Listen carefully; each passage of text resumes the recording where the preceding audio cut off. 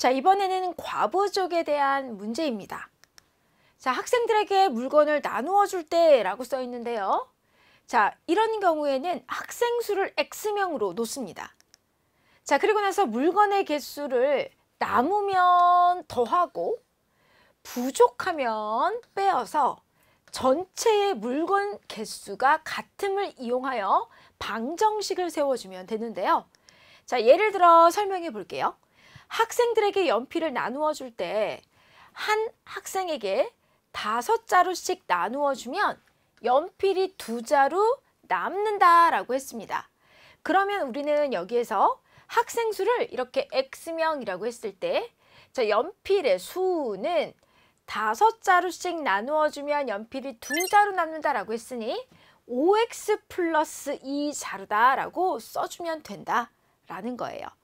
자, 이렇게 해서 우리가 또 연필의 수를 어떻게 나타낼 수 있는지를 확인해 보았습니다.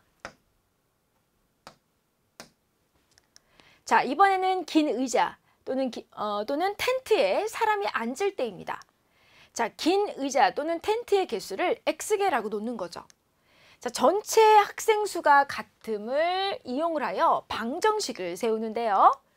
자, 의자에 3명씩 앉으면 6명이 앉을 자리가 없다라고 했습니다. 그럼 여기에서 의자의 개수를 X개라고 했을 때 학생 수는 3X 플러스 6명이다 라고 나타낼 수 있고요.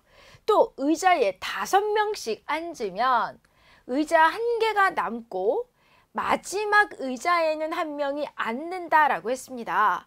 여기에서 의자의 개수를 이렇게 X개라고 했을 때, 자, 학생 수를 우리는 이렇게 나타낼 수 있는데요. 자, 잠깐 설명을 한번 해보도록 할게요. 자, 의자가, 자, 이런 긴 의자가, 자, 이렇게 총 X개가 있다 라고 하겠습니다. 자, 그런데 5명씩 앉는다라고 했어요. 이렇게. 그런데 이렇게 5명씩 앉으면 의자 1개가 남는다라고 했죠? 여기에는 아무도 앉지 않는다는 뜻이에요. 자, 그리고 마지막 의자는 바로 이 의자인데 여기에 이렇게 1명이 앉는다라는 거죠. 그러면 5명씩 앉은 의자는 모두 몇 개일까요? 자, 이만큼 전체가 X개인데 지금 이 2개의 의자에는 5명씩 앉지를 못했습니다. 그렇다면 5명씩 앉은 의자는 X-2개다라는 거죠. 여기에서 식으로 나타내면 5 곱하기 X-2라고 여기까지 학생 수를 나타낸 거고요. 그러다 보면 1명이 아직 포함이 되지 않았으니 여기에다가 1명까지 더해 주어야 전체 학생 수가 나온다라는 겁니다. 자, 그래서 전체 학생 수를 이렇게 표현해 줄 수 있다라는 겁니다. 자, 이렇게 해서 과부족에 대한 문제에 대해서 알아보았습니다.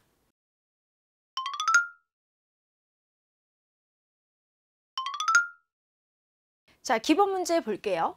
학생들에게 사탕을 주는데 한 사람에게 3개씩 나누어 주면 10개가 남고 한 사람에게 5개씩 나누어 주면 50개가 모자란다. 이때 학생 수를 구하시오라고 했습니다. 자, 그렇다면 학생 수를 X명이라고 놓고 문제 식을 세워 볼게요. 자, 한 사람에게 3개씩 나누어 준다라고 했을 때 3X가 되죠. 이렇게 되면 10개가 남는다라고 했습니다. 그럼 3X 플러스 10으로 이렇게 쓰면 이게 사탕의 수가 됩니다.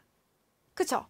그런데 한 사람에게 5개씩 나누어주면 50개가 모자란다라고 했으니 그러면 5X라고 썼을 때 50개가 모자랍니다. 즉 50을 5X에서 빼서 사탕수를 표현할 수 있습니다. 똑같은 사탕수를 상황을 2가지로 설명을 했다라고 보시면 돼요. 그렇다면 여기에 등호를 써서 식으로 나타낼 수 있는 거죠. 자, 그러면 3X 마이너스 5X는 마이너스 50 마이너스 10. 자, 마이너스 이 X는 마이너스 60이 되고요. 따라서 X는 30이 나오는 것을 알 수 있습니다. 이때 학생 수는 30명이라고 써주면 됩니다.